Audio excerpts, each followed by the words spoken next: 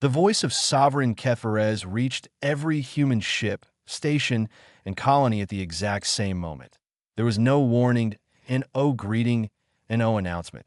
Just a voice, deep, slow, absolute.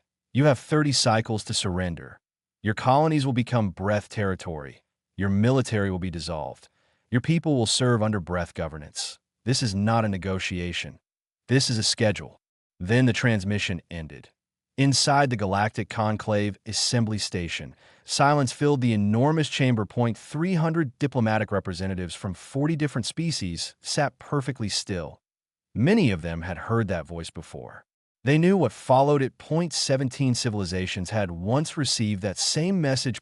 17 civilizations no longer existed as independent peoples.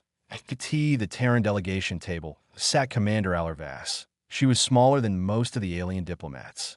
Around her, short gray hair, calm brown eyes. She did not look frightened. She did not look angry. She looked like someone who had just been handed paperwork with the wrong answer written on it. Beside her stood her aide, a young officer named Owen Clark. He leaned slightly closer. "Commander, should I prepare a response draft?" Alarvas did not look at him. Her eyes were still fixed on the empty air where the message had played. "Tell them we decline," she said. Owen blinked. "Just that?" "Yes." Across the chamber, the breath ambassador slowly turned toward the Terran table. He was tall, scaled skin. 4 unblinking eyes, that a chest like a stone wall. He had expected panic, perhaps anger, maybe desperate negotiation. Instead, he saw a human commander already reaching for her communication tablet, already moving on to the next task. Yes, if the most powerful empire in the known galaxy had simply reported tomorrow's weather. The ambassador did not understand humans yet. Most of the galaxy believed the war would be short. The Breath Dominion ruled 42 star systems. Their fleets could darken the sky above a planet. Their soldiers were nearly 3 meters tall and trained for combat from birth. Humanity had 12 colony worlds that a medium fleet and about 4 centuries of space travel experience. The numbers were not favorable, but numbers are not the only thing that mattered. Commander Alarvas left the station less than an hour later. No interviews, no press conference, no speeches. She boarded her shuttle, opened a secured channel to Earth, and spoke a single sentence before the line encrypted. "Activate Iron Shepherd." The reply arrived in less than 10 seconds. "Confirmed. Iron Shepherd is active." 3 levels beneath the city of Geneva, inside a command center carved deep into the ground. Admiral Leon Farrow set his coffee cup on the table, that he studied the massive wall of screens in front of him. Star maps, fleet movements, supply routes buried deep inside breath territory. Intelligence files built slowly over 15 years, 15 quiet years, 15 years, without a single public announcement. Leon Farrow was 61 years old. He had spent most of the last decade preparing for a war he had always hoped would never come. But he had prepared anyway. He turned toward the officers standing behind him. "Everyone knows their assignments," he said calmly. "No speeches. Get to work." Across the Terran Union, things began to move. Ships that official records listed as inactive suddenly powered up. Supply depots marked as closed quietly reopened. Units that had completed classified training programs received sealed orders. Soldiers packed their equipment without telling their families where they were going. From the outside, nothing seemed different. That was intentional. Back at the Conclave Station, the Breath Ambassador sent a report to his ruler. He described the human response as arrogant, foolish. He predicted that when the first Breath fleet arrived at the border of human space, the Terrans would quickly reconsider. He was partially correct. The humans did change their answer. They made it shorter. 12 days later, the first Breath fleet crossed the border marker. 40 warships moved forward in perfect formation. They expected negotiations, maybe a defensive fleet, maybe desperate diplomats asking for more time. Instead, they found nothing. No ships, no stations, no signals. Only silent space. The Breath commander studied the scan reports. Nothing. The humans had not even come out to meet them. He assumed this meant fear. So he advanced deeper into Terran territory. Back in Geneva, Admiral Farrow watched the Breath fleet moving across the star map. He said nothing for a long time. Beside him stood Grace Dunn, a young strategist who had spent 6 years studying breath military doctrine. "They're moving faster than expected," she said. "Yes," Pharaoh replied quietly. "Does that change?" "Anything." He looked at the display, .40 breath warships heading directly toward the colony world of New Carthage. "Tell Osai to be ready 3 days early." Grace was already reaching for her communicator. Somewhere between stars, aboard a troop transport drifting through the dark, Staff Sergeant Dara Osai received a short message, an O greeting, an O explanation. Just 5 words. 3 days early. You know what to do. Dara read the message once. Then he folded the screen closed and slipped it into his pocket. He stood up. Time to inform the unit. The soldiers did not ask questions. They had trained for this moment. For years. They just didn't know yet how deep the plan went. 3 days later, the Breath Fleet arrived above New Carthage. Population, 600,000 at orbital defense grid. Minimal. The Breath disabled it in under an hour. Ground transports landed in open farmland north of the city. Thousands of Breath. Soldiers marched toward the colony with calm confidence. They had conquered worlds like this before. The first street was quiet. The second street was quiet. WY the third street. The Breath commander felt something he did not expect. Unease. There were no civilians running, and defenders firing from windows. The buildings looked empty, but every door was closed. The commander ordered a thermal scan. The results came back almost instantly. The buildings were not empty. Every structure contained people. Hundreds of them. They were not hiding. They were waiting. Exactly 0600 hours. The first device exploded beneath the road. Not a large explosion. It did not need to be. .2 armored breath carriers flipped onto their sides. The road was blocked. Within 40 seconds, every exit from the street was sealed. Heavy vehicles rolled across intersections remotely.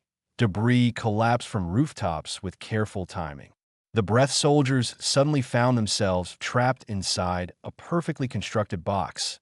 And then the doors opened. New Carthage had not evacuated. Its people had chosen to stay. When the first explosions blocked the street, the Breath soldiers realized something was wrong. This was not panic. This was preparation. Windows opened. Doors swung outward. People stepped into the streets, not soldiers in uniform. Farmers, teachers, mechanics, students. Ordinary civilians who had spent the last 3 years quietly preparing for a day they hoped would never arrive. Many of them carried weapons. Others carried tools, drones, or communication units. Every one of them knew their role. The Breath unit commander barked orders immediately. Formed defensive positions. But the streets of New Carthage had already been redesigned for this exact moment. Metal barricades slammed down behind the Breath formation. Construction machines, controlled remotely from hidden locations, pushed abandoned vehicles across intersections. Within a minute, the entire unit was trapped inside a maze of narrow streets. Then the first human rifles fired. The battle for New Carthage began. It did not look like any war the Breath had fought before. The Breath were trained for open combat. They were larger, stronger, and heavily armored. But the humans were everywhere. A sniper fired from a rooftop and vanished before the Breath could return fire. Explosives detonated under sidewalks. Small drones dropped smoke canisters that blinded Breath targeting systems. Every street became a trap. Every building became a fortress. The Breath pushed forward with brute strength. They smashed through doors and walls. But every meter of ground cost them time. And time was the one thing the humans needed. Staff Sergeant Dara Osai watched the battle from the tactical display inside his troop transport. The ship floated in deep space far beyond the planet.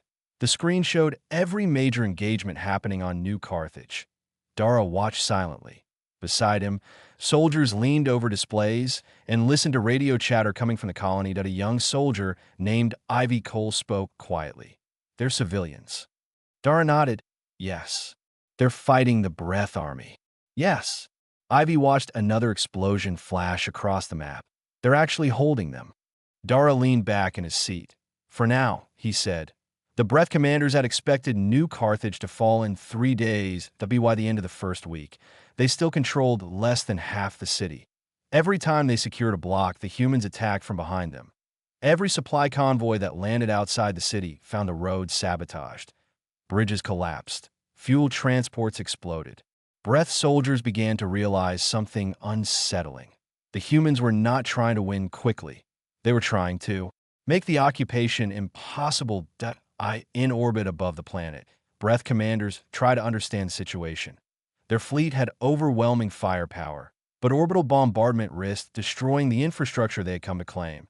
The colony still had value. Factories, farms, resources. They kept their strikes limited. That was another mistake. Because while the Breath struggled to secure one city, the Terran fleet had begun to move. The first Breath supply convoy disappeared 4 days into the campaign. 7 transport ships carrying fuel and ammunition simply vanished. Escorts searched the surrounding systems and found nothing but scattered debris drifting through space. 2 days later, another convoy was attacked near a relay station. Fast Terran ships appeared out of nowhere. They struck quickly, destroyed the transports, then disappeared before Breath warships could respond. It happened again the next day. And the day after that. Inside Breath Command, confusion grew. Human fleets did not gather for battle. They did not defend planets directly. Instead, they appeared briefly, struck supply lines, and vanished again. The Breath had never seen a war fought like this. 1 Commander sent a message to the War Council. His report contained a single troubling sentence. They are not defending their territory. They're dismantling our ability to hold it.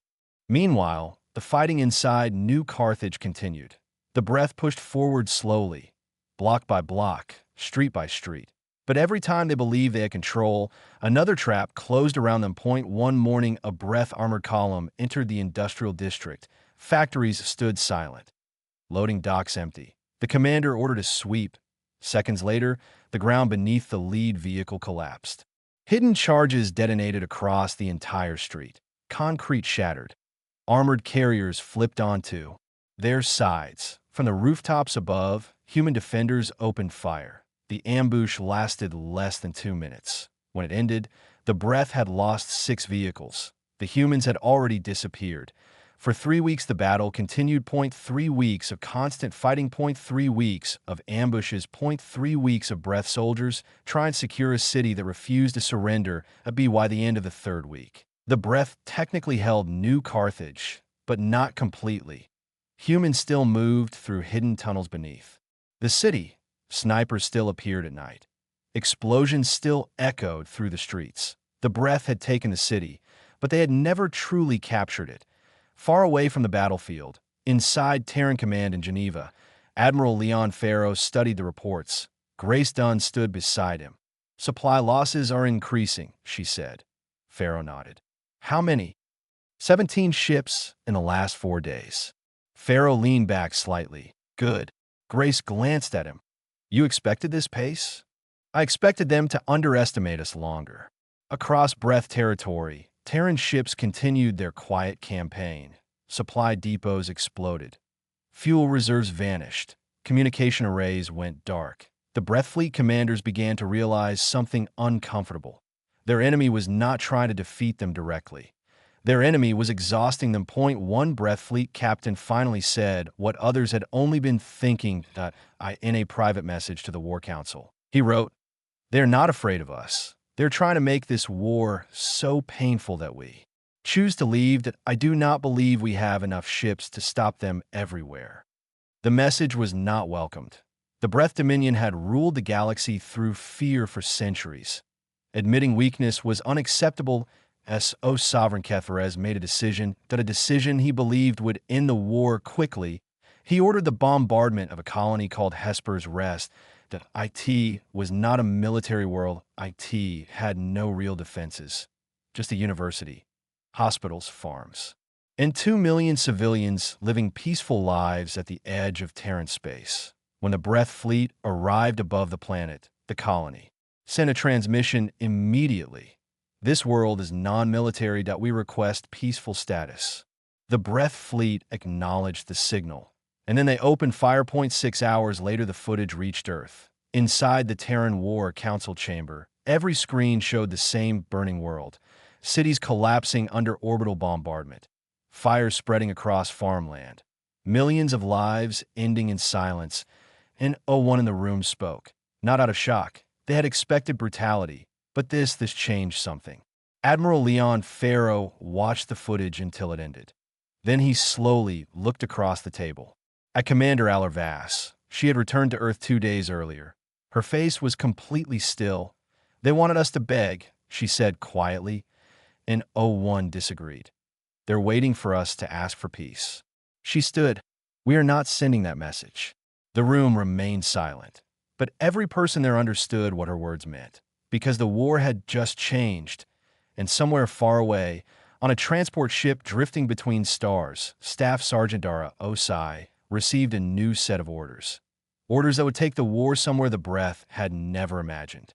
The footage from Hesper's Rest played only once inside the Terran War Council chamber, and O1 asked to see it again. 0.2 million civilians had lived on that world. Students, doctors, farmers, families who had chosen a quiet life at the edge of human space. Now the colony was gone. When the recording ended, the room remained silent for several seconds. Not the silence of shock. These were people who had been watching the war unfold hour by hour. Not even the silence of grief. Grief was there, heavy and real. But something else had replaced it with a decision. Admiral Leon Farrow folded his hands on the table. Across from him sat Commander Alarvas. Her eyes had not moved from the dark screen. They wanted us to beg, she said quietly, and O1 argued. They're waiting for a message asking for peace terms. Still no one spoke. She stood slowly. We are not going to send one. The vote that followed was not about revenge. Not in the way wars usually work, and O1 proposed attacking Breath cities, and O1 suggested pushing fleets deep into enemy territory.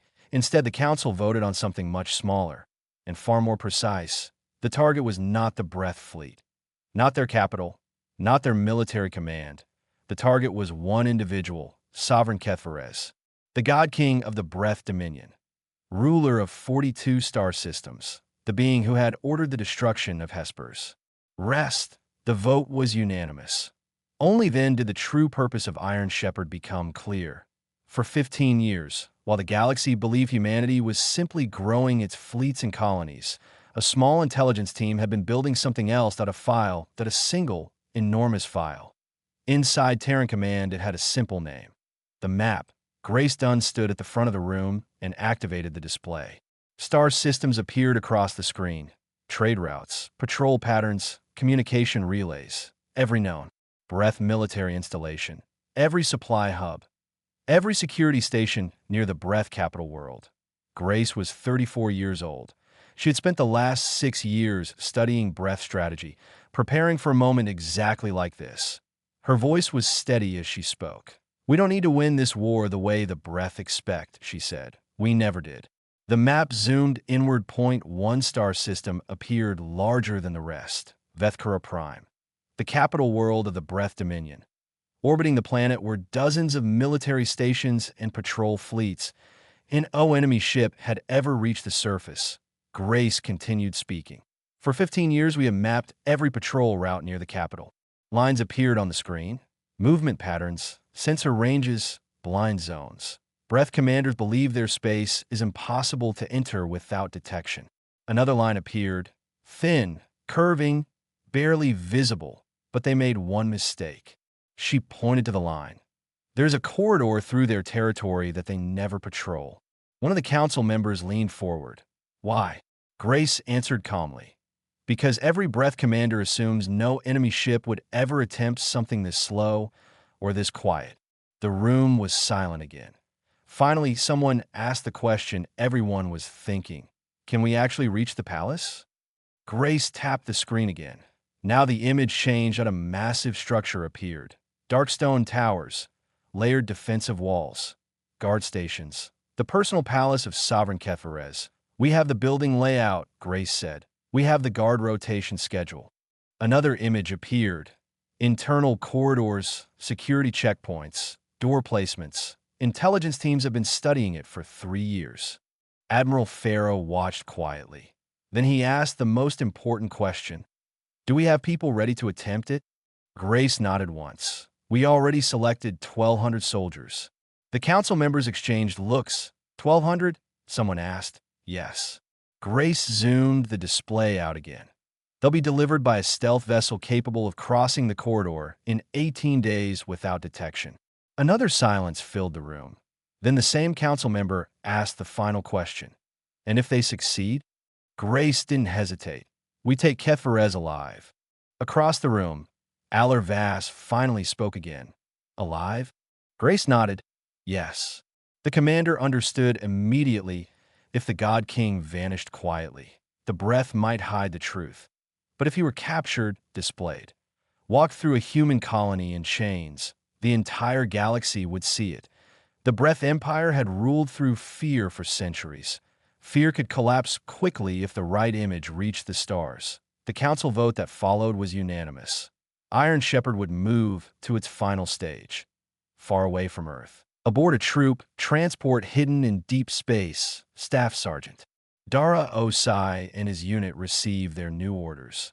The message was different from the others that longer, detailed. IT contained the full mission briefing. The soldiers gathered in the cargo bay while the briefing officer spoke, and one interrupted. When it finished, silence filled the room, but a young soldier named Ivy Cole looked around at the others. She was only 22. She had joined the military 8 months before the war began.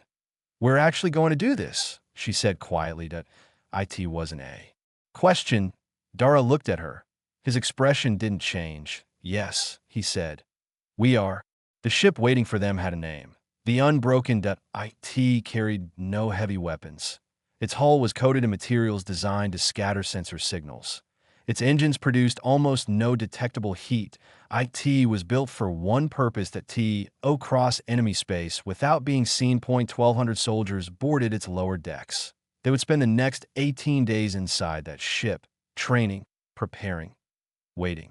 The corridor through Breath territory was narrow and completely dark. If they were detected, there would be no rescue. No backup. No second attempt. Just a silent death somewhere in enemy space. But the soldiers boarded anyway, because the plan was already moving, and because humanity had decided something after Hesper's rest burned. This war would not end with negotiations. The IT would end with a message. Point one, the entire galaxy would understand. On the 18th day, the sensors of the Unbroken detected a new signal ahead, and a massive planet slowly appeared on the forward display. Gold and green from orbit, surrounded by rings of stations and patrol ships. Vethkara Prime, the capital of the Breath Dominion. The most protected world in 42 star systems. The bridge crew stared at the screen. They were closer than any enemy vessel had ever been. But they weren't here for the fleet. They were here for the surface. Below them stood the palace of Sovereign Keferez, and before the next sunrise on that world, 1,200 human soldiers would attempt something no one in the galaxy had ever tried before. From orbit, Vethkara Prime looked peaceful. Gold oceans reflected the light of its star. Green continents stretched across the surface like calm, living worlds. But surrounding the planet was the true power of the Breath Dominion. Orbital stations, defense platforms, warships moving in slow, confident patrols.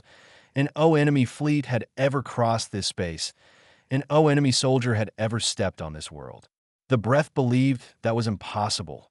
That belief was about to be tested. Inside the stealth vessel, Unbroken, the final preparations had begun.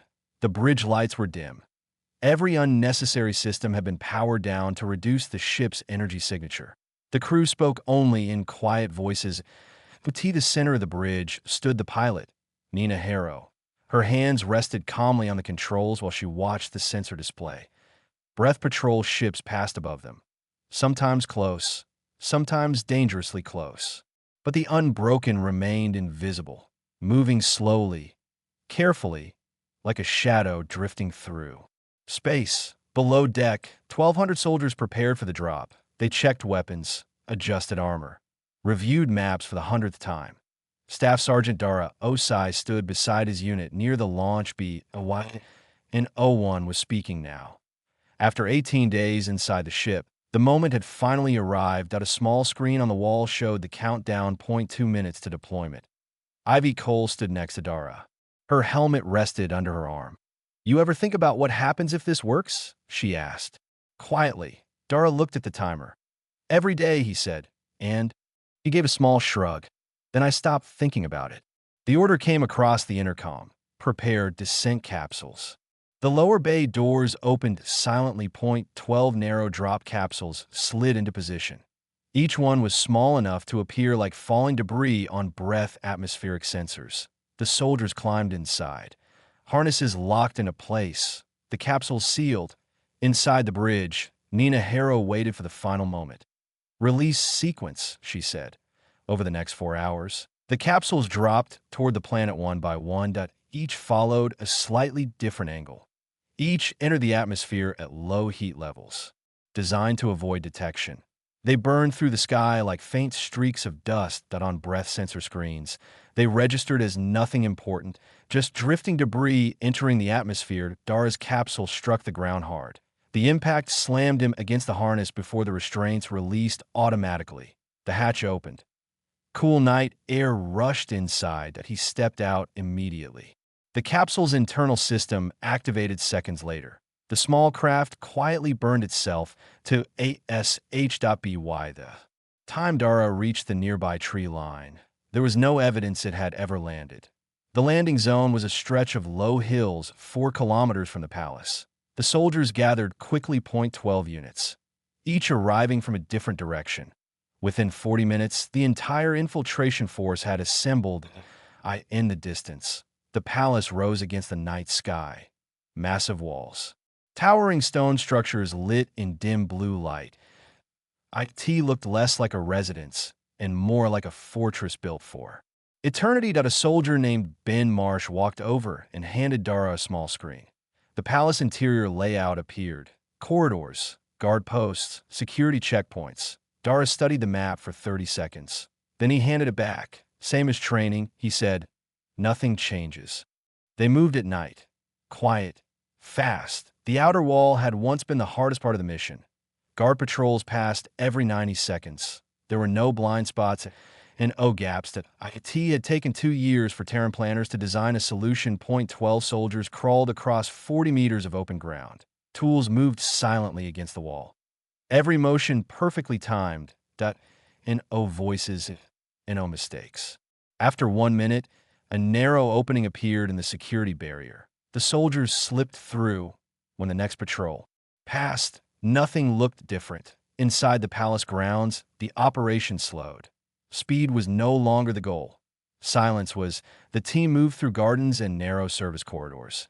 Every guard position matched the intelligence maps. Every security door opened exactly where predicted. Grace Dunn's planning had been perfect. Room by room, hallway by hallway. The soldiers moved deeper into the palace, but war is never perfect. Inside the inner wing, a guard patrol changed its timing. 4 minutes earlier than expected. The soldiers saw the patrol at the same moment the patrol saw them. The fight lasted seconds.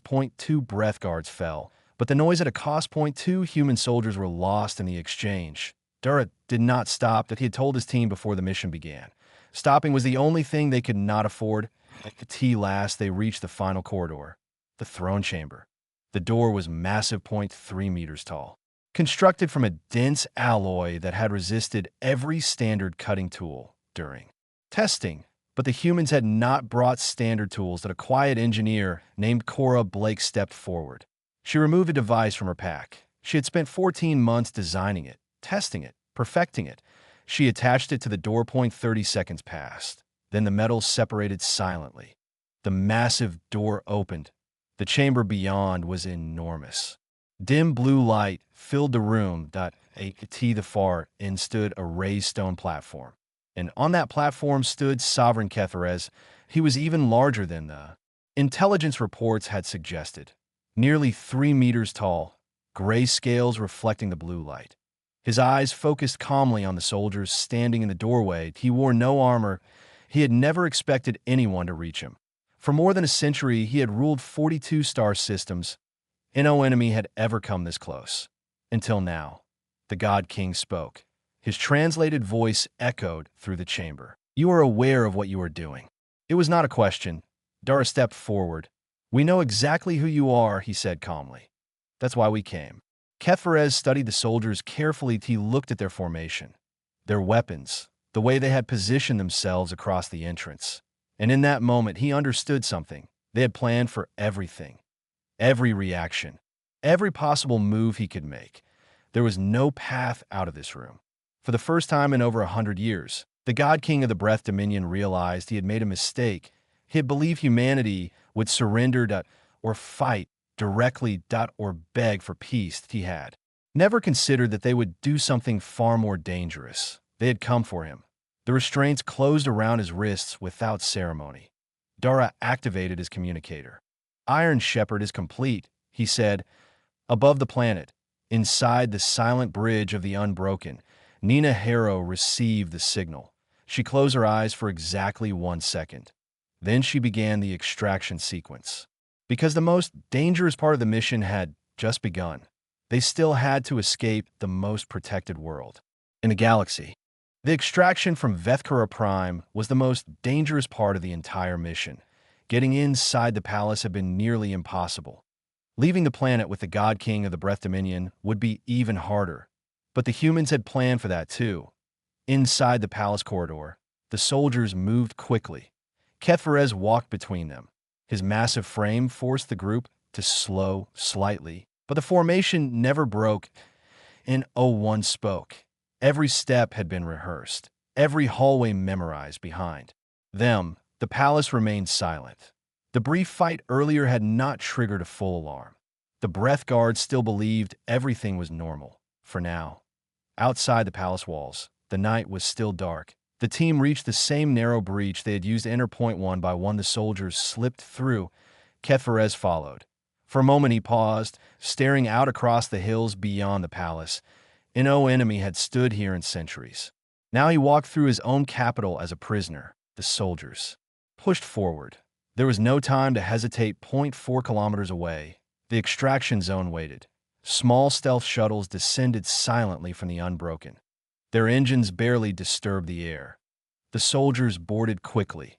Keferez was secured in the center transport. Within minutes, the shuttles lifted off. They climbed through the dark atmosphere without lights above them. Breath defense systems continued their normal patrol patterns, and no alarms had sounded yet. The palace still believed its ruler was safe. On the bridge of the Unbroken, Nina Harrow watched the sensor display carefully. The shuttles appeared one by one. Green indicators flashed across the screen. First, transport aboard. Second, transport aboard. Third, transport aboard. The final shuttle docked. A moment later, Dara's voice came through the channel. "Package secured." Nina exhaled slowly. "Understood," she replied. Then she turned the ship toward the dark corridor through breath space. The engines activated quietly, and the Unbroken slipped away from the most guarded world in the galaxy. The breath discovered the truth 2 hours later. A palace guard entered the throne chamber. The room was empty. Security logs began replaying the last few hours. Confusion turned to panic. Emergency signals raced through the capital system. Patrol fleets scrambled, but the Unbroken was already gone. Moving silently through the same unguarded corridor it had used to enter, by the time Breath commanders realized what had happened, the ship was already beyond their sensor range. 6 hours later, a transmission appeared across the known galaxy. That IT was not a speech, not a threat, not a declaration of victory. That IT was simply a live broadcast. The location tag read, "New Carthage, Terran Union." The camera showed a quiet street inside the colony city. Buildings still carried the scars of battle. Some rooftops were missing. Walls were patched with fresh metal plates. But the street had been cleared. People lined both sides of the road. Farmers, teachers, engineers, young people and older ones, the civilians who had defended the city weeks earlier. They stood in complete silence. Then the camera turned, and the galaxy saw something it had never imagined. Walking down the center of the street was Sovereign Keferez, God King of the Breath Dominion, ruler of 42 star systems. His wrists were restrained. His massive figure moved slowly between two lines of Terran soldiers. He was alive, unharmed, but he was clearly a prisoner. Beside him walked Commander Alar Vass. 1 step behind, calm, silent. She did not look at the cameras. She did not acknowledge the crowd. She simply walked forward with steady purpose. The message required no explanation. The breath had come to take New Carthage. Now their ruler walked through its streets in chains. Across the galaxy, the broadcast played everywhere but on the Galactic Conclave Station. Representatives from 40 species watched the screen in stunned silence. Some had lived under the shadow of the breath for centuries. None of them had ever seen the God King defeated on breath warships still stationed in human space. Commanders stared at the feed without speaking. An O order came from their capital. An O explanation followed. Only silenced on the transport returning from the mission, Dara Osai watched the broadcast from a small screen in the medical bay. His left arm was wrapped in heavy bandages. He sat quietly as the camera followed Ketherez through the damaged streets. Across from him, Ivy Cole watched the same feed. "Did we know it would look like this?" she asked. Dara thought about that. For a moment, he said nothing. Then he nodded slowly. Someone did. The Breath Dominion requested peace negotiations 72 hours later.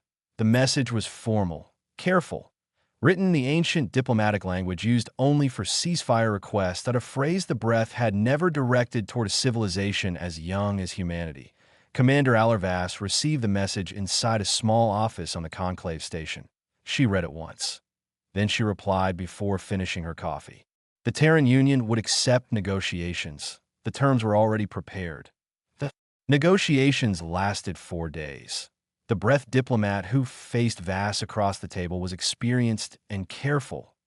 He had clearly been instructed to accept whatever terms were offered on the final day. He asked one question. What does the Terran Union want in exchange for releasing the Sovereign? Vass opened a folder and removed a single document. She slid it across the table. The diplomat looked down at it. Was the original Breath ultimatum. The same one Ketherez had broadcast 37 days earlier. The document demanding humanity's surrender, their colonies, their future. Across the bottom of the page, someone had written a single word, declined. The diplomat stared at it for a long moment. Then he picked up the pen and signed. In the months that followed, the galaxy changed in quiet ways. Several species that had avoided humanity for years began sending diplomatic messages. Some were cautious. Some were curious, that a few were openly respectful. They had all seen the same broadcast. They had all understood the same lesson. Admiral Leon Farrow retired 4 months after the war ended. His final statement was short, that he thanked his staff. He honored the victims of Hesper's rest. And he mentioned that Iron Shepherd had been the work of hundreds of people whose names would never be public. Grace Dunn was appointed director of the new Terran Strategic Intelligence Division. Her first briefing to the division contained only one sentence. We never stop watching, and we never stop preparing. When his injuries healed, Dara Osai returned to New Carthage. He walked down the same street where the broadcast had been filmed. A shopkeeper who had known him since childhood stepped outside. "Were you there?" the man asked. "At the palace?" Dara looked down the street. The repaired buildings, the people slowly rebuilding their city. "I was somewhere," he said. The shopkeeper nodded. "Maybe that's enough."